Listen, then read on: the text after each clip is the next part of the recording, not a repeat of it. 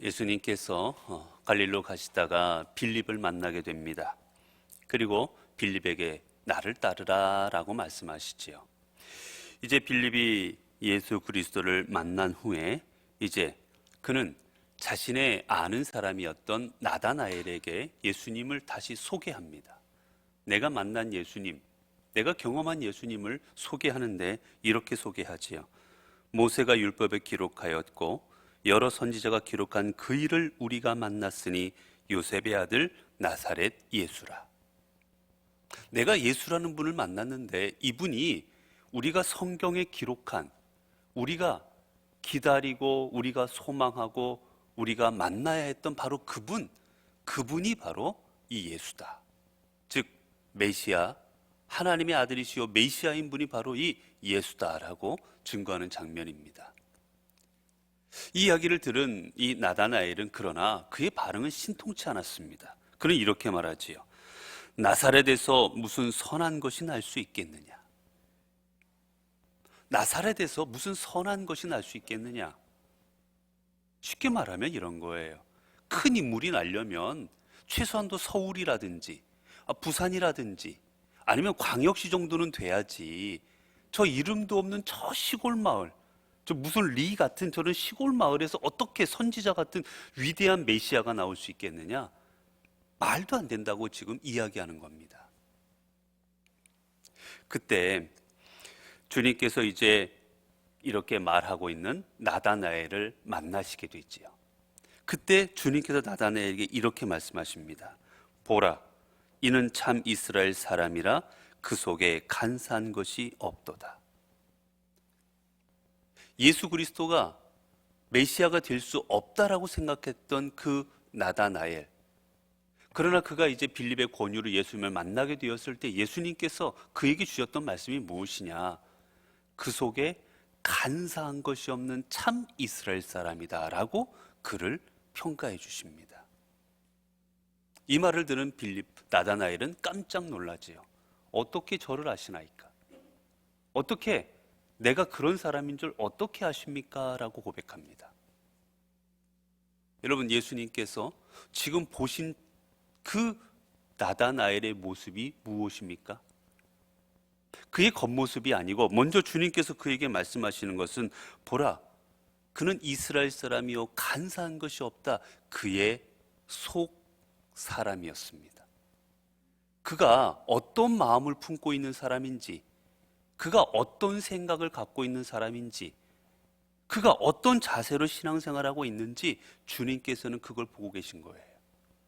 즉 그의 속 사람을 보셨습니다. 여러분, 그렇습니다. 주님께서는 오늘 우리의 속 중심을 보고 계십니다. 지난 주일에도 여러분의 말씀을 드렸지만 우리는 주로 외적인 것에 많은 관심을 갖습니다. 내가 외적으로 무엇을 입었나? 내가 외적으로 무엇을 가지고 있나? 우리는 외적인 것에 관심을 가지고 주님 앞에 나오지만 주님께서 관심 갖는 것은 우리의 중심이라는 거예요. 우리가 이 자리에 와 있을 때도 내가 이 자리에 어떤 모습으로 겉모습을 가지고 와 있나, 우리는 그것에 신경을 쓰고 와 있지만 주님께서 보시는 것은 어떤 마음의 자세를 가지고 어떤 중심을 가지고 오셨나를 보신다라는 겁니다. 그래서 시편 기자는 시편을 통해서 139편을 통해 이렇게 고백하지요. 여호와여, 주께서 나를 감찰하시고 아셨나이다. 주께서 나의 앉고 일어서심을 아시며 멀리서도 나의 생각을 밝히 아시오며 나의 모든 길과 내가 눕는 것을 살펴보셨으므로 나의 모든 행위를 익히 아시오니 여호와여, 내 혀의 말을 알지 못하는 것이 하나도 없으시니이다. 사랑하는 성도 여러분, 하나님께서는 언제나 우리의 중심을 꿰뚫어 보고 계십니다. 내가 어떠한 삶을, 내가 어떠한 마음을 가지고 살아가고 있는지 우리의 언제나 중심을 보고 계십니다. 그렇기에 우리는 우리의 삶이 내가 하고 있는 말, 내가 하고 있는 생각, 내 중심에 무엇을 담고 살아가고 있는지 그 모습이 언제나 하나님 앞에 합당할 수 있도록 우리는 살아가야 되는 것입니다. 그 다음에 또 주님께서 나다나엘에 대해서 어떻게 이야기하십니까? 그를 보시면 48절에 보게 되면 나다넬이 이르되 어떻게 날 아시나이까? 예수께서 대답하여 이르시되 빌립이 너를 부르기 전에 내가 무화과 나무 아래 있을 때 보았노라. 주님께서 빌립에게 말씀하십니다. 내가 무화과 나무 아래 있을 때 내가 너를 보았다. 이게 무슨 말일까? 이런 우리가 뜨거운 한여름철이 되면 우리가 주로 어디로 갑니까? 지금이야 이제 집이 있거나 에어컨이 있으니까 그랬지만 예전에 보면 정자 아래나 아니면 큰 나무 그늘 아래로 갑니다. 일반적으로 나무 그늘 아래로 가면 바깥에보다 몇 도 정도 온도가 떨어집니다. 시원합니다. 이 팔레스타인 지방도 더운 날씨에 뜨거운 햇빛이 내리쬐는 기후입니다. 근데 이 무화과 나무는 잎이 무성하고 넓고, 그리고 이 팔레스타인 지방에서 아주 잘 자라는 나무이기에 이게 크고 나면 밑에 그늘이 생기고 그 밑에는 시원해집니다. 그래서 대대로 이스라엘 사람들이 성경을 읽고, 그리고 성경을 묵상하고, 그리고 기도하고, 그리고 성경을 토론할 때 이 무화과 나무 아래에서 많이 그렇게 했습니다. 즉 무화과 나무 아래에 있는 것을 보았다라는 말씀은 무화과 나무 아래에서 쉬고 있는 모습, 무화과 나무 아래에서 졸고 있는 모습, 낮잠 자는 모습, 그런 것이 아니라 무화과 나무 아래에서 성경을 보고 무화과 나무 아래에서 기도하고 있는 그의 신실한 모습을 보셨다라는 겁니다. 사랑하는 성도 여러분, 여러분들 주님 만났을 때 주님께서 여러분에게 내가 너를 보았노라, 내가 뭐 하고 있는 것을 내가 너 보았다라고 말할 때 여러분 어떤 모습을 주님 앞에 보여드리겠습니까? 주님께서 기억하시는 여러분의 모습은 무엇입니까? 주님께서 기억하시는 여러분의 모습이 기도하고 말씀을 읽고 하나님의 사명을 감당하는 그런 모습을 주님께서 기억하고 계시겠습니까? 아니면 내가 주님 앞에 올려드린 내 삶의 모습이 내 욕망을 위해, 내 탐욕을 위해 그렇게 살아가고 있는 그런 삶의 모습입니까? 우리는 주님께서 기억하실 내 모습이 무엇일까를 생각하며 하루하루 순간순간 주님이 내가 기도하는 걸 내가 보았다, 내가 예배드리는 모습을 내가 너 보았다, 내가 너 성경 열심히 읽고 있는 모습을 보았다라고 말씀할 수 있는 그런 삶을 우리는 살아가야 될 것입니다.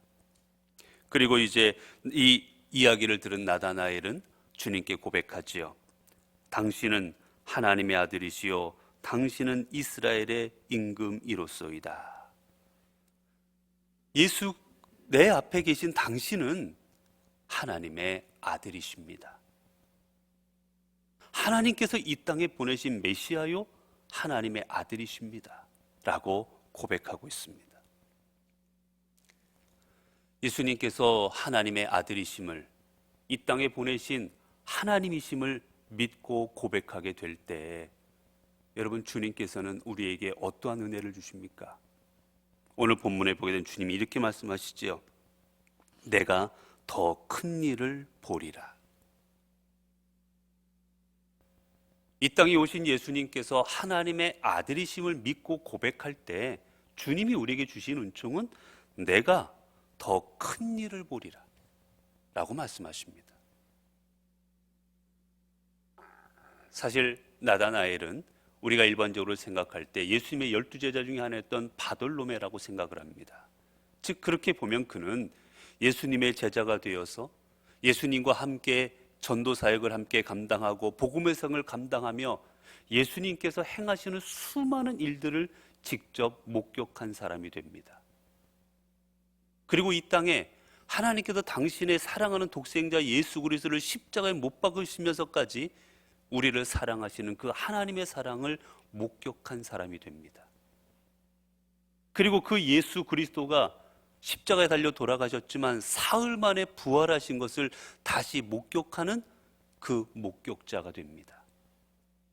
그리고 그 주님께서 이 땅에 40일을 계시다가 40일 후에 하늘로 승천하는 것을 본 목격자가 됩니다. 그리고 그 이후에 그 예수 그리스도의 복음을 받은 수많은 전도자들에 의해서 이 땅에 복음이 전파되고 있는 것을 직접 목격하고 감당한 하나님의 사람이 됩니다. 즉 주님께서 주신 말씀대로 그는 이 땅에 더 하나님의 놀라운 일들이 이루어지는 것을 두 눈으로 목격하는 하나님의 사람이 되는 것이지요. 여러분, 그렇습니다. 오늘 우리가 이 땅에 오신 예수 그리스도가 하나님의 아들이시요 하나님 되시고 우리의 메시아요 구원자 되심을 고백하고 그것을 믿는 삶을 살아갈 때 하나님께서는 여러분의 삶에 더 큰 은혜와 더 큰 놀라운 일들, 더 큰 일들을 목격할 일들을 여러분에게 허락하여 주실 것입니다. 그러기에 우리들이 살아가 될 삶은 다른 게 아니라 내 삶에 당신은 하나님의 아들이시요 하나님 되십니다. 그리고 메시아가 되십니다. 이 고백을 우리의 삶의 고백으로 삼고 우리는 살아가야 될 것입니다. 여러분, 그러면 하나님의 아들이심을, 예수 그리스도가 하나님의 아들이심을 믿는다라는 것, 그건 어떤 삶입니까? 하나님께서, 예수님께서 하나님의 아들 되셔서 이 땅에 오셨습니다. 이걸 믿는다라는 것은 과연 무엇을 어떻게 살아가는 거고 무엇을 믿는다라는 겁니까? 하나님의 아들이심을 고백했던 또 한 사람이 있습니다. 바로 베드로입니다. 주님께서 이 땅의 사람들이 나를 누구라 평하느냐라고 할 때 엘리야요, 때로는 모세요, 수많은 선지자라 말합니다 라고 이야기할 때 주님이 물으시죠. 그러면 너희들은 나를 누구라 하느냐? 그때 베드로가 주님 앞에 고백합니다. 주는 그리스도시요 살아계신 하나님의 아들이십니다. 놀라운 고백을 합니다. 그런데 그 바로 뒷장면을 보게 되면 예수님께서 당신이 순환당하고 그리고 십자가에 달려 돌아가실 것을 그들에게 알려주실 때 베드로는 말합니다. 이 일이 절대로 당신께 벌어지지 않을 겁니다. 절대로 이 일이 당신께 미치지 않을 겁니다. 그때 주님께서 그에게 주신 말씀은 사단아 내 뒤로 물러가랍니다. 분명 앞부분에서는 하나님의 아들이십니다 고백해서 베드로야 내가 너에게 천국의 열쇠를 주겠노라, 내 반석 위에 교회를 세우겠노라, 그 어느 누구도 받지 못했던 놀라운 하나님의 예수님의 말씀을 들었는데 한순간에 사단아 내 뒤로 물러가라는 그런 말을 듣습니다. 이게 어떻게 된 것입니까?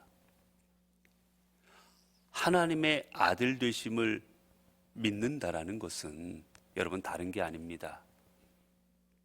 내 삶을 통하여 하나님의 뜻을 이루는 삶이 하나님의 아들 되심을 믿는 삶입니다.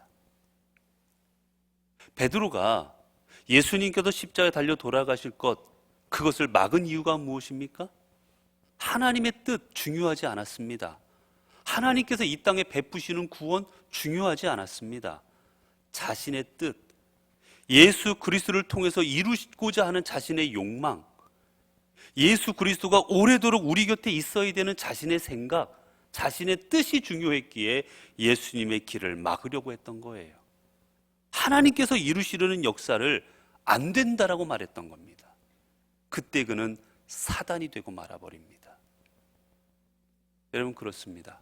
하나님의 아들 되심을 믿는다라는 것은 하나님 예수 그리스도가 하나님의 아들 즉 하나님 되심으로 말미암아 그분이 무엇을 이루시든지 간에 그 일은 하나님의 일이요 하나님께서 계획하신 일이요 하나님께서 이루실 일인 줄로 믿고 우리는 그 일들이 내 삶에 이루어지도록 우리를 온전히 맡겨드리는 것, 내 뜻과 내 생각을 이루는 것이 아니라 내 삶의 주인 되시는 하나님의 뜻이 이루어지도록 나를 맡기는 것, 그게 하나님의 아들 되심을 믿는다라는 겁니다. 우리가 예수 그리스도를 하나님으로 고백하고 예수 그리스도를 하나님의 아들 되심을 고백한다 하면서도 내 삶을 통해서 내 뜻을 이루고자 한다면, 내 삶을 통해서 내가 중심되고 있다면 여러분, 우리는 입술로만 고백하는 것이지 그러한 삶을 살아가고 있지는 않은 겁니다. 사랑하는 성도 여러분, 우린 요한복음 1장을 통해서 예수 그리스도가 우리 삶에 어떠한 분이신지를 지금까지 살펴보았습니다. 예수 그리스도는 우리 삶의 메시아가 되셨고 어린 양이 되셨고 하나님의 아들이 되셔서 우리를 구원하신 구원자이십니다. 이제 주님께서 우리 삶에 어떤 분이신지를 알았다면 우리가 해야 될 일은 오직 하나입니다. 그분은 하나님 되시기에 우리의 삶을 그분께 맡겨드리는 겁니다. 내가 하나님이 아니라 그분이 하나님이시기에 우리의 삶을 그분께 맡겨드려서 그분이 우리의 삶을 통해 하나님의 뜻을 이루시도록 하는 것, 이게 바로 예수 그리스도를 믿는 우리들의 삶이 되어야만 되는 것입니다. 우리가 이번 일주일 동안 예수 그리스도가 어떤 분이신지를 우리가 성경을 통해 배웠고, 그리고 이 깨달음을 통해 우리가 살아가야 될 삶은 바로 이것입니다. 주님, 올 한 해도 우리가 예수 그리스도를 믿는 삶으로 나아갈 때 저희들을 통하여 하나님의 뜻을 이루소서. 올 한 해도 주님께 주시는 복음에 따라 살아갈 때 그 복음이 내 삶을 통해서 이루어지게 하여 주옵소서. 이게 바로 올 한 해 하나님께서 우리에게 주시는, 하나님께서 우리에게 바라시는 그러한 삶인 것입니다. 사랑하는 성도 여러분, 올 한 해도 주님께서 여러분의 삶을 기억하실 것입니다. 여러분은 어떠한 삶을 주님께서 기억하기를 원하십니까? 주님 앞에 온전히 바쳐진 삶으로 내가 나를 위하여 내가 복음을 가지고 살아가는 너의 모습을 보았노라라고 기억하시며, 그러한 우리의 모습을 통해서 하나님의 나라를 이루어 가시도록 우리들은 우리의 삶을 주님께 올려드릴 수 있어야 되겠습니다. 그런 삶으로 살아갈 때 하나님께서는 더 놀라운 일들을 우리의 삶에 허락하여 주실 것입니다. 기도하겠습니다. 은혜로우신 아버지 하나님, 저희들에게 2023년이라는 이 새해를 허락하여 주심에 감사를 드립니다. 하나님, 우리에게 새해를 주신 것 너무나도 감사합니다. 하나님, 이 새해 우리에게 그저 하나님 이 새해 아무 의미 없이 우리들의 마음대로 살아가라고 주신 한 해가 아니라 이 한 해 또한 하나님의 계획하심과 하나님께서 이루시고자 하는 뜻이 있으셔서 저희에게 주신 줄로 믿습니다. 올 한 해 예수 그리스도께서 하나님의 아들 되시고 우리의 메시아가 되시고 우리의 구원자가 되시는 그 주님을 믿는 믿음의 삶을 살아가게 하여 주옵소서.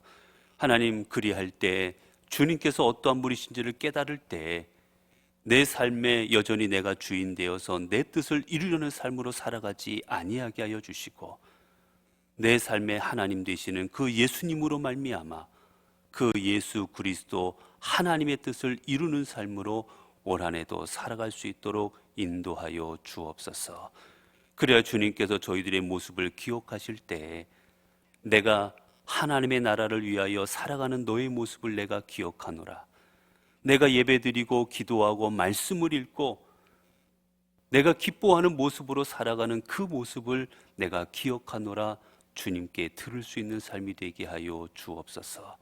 내가 욕망의 자리, 탐욕의 자리, 내가 죄악된 자리에서 서 있는 것을 내가 보았노라, 그러한 질책의 말씀을 듣지 않게 하여 주옵소서. 그래야 해서 올 한 해도 온전히 하나님께 우리의 삶을 맡겨드릴 때 우리의 삶을 책임져 주시고 우리에게 더 놀라운 일들, 더 큰 일들을 행하시는 그 하나님의 은혜를 경험케 하옵소서. 우리 주 예수 그리스도 이름으로 기도드리옵나이다. 아멘.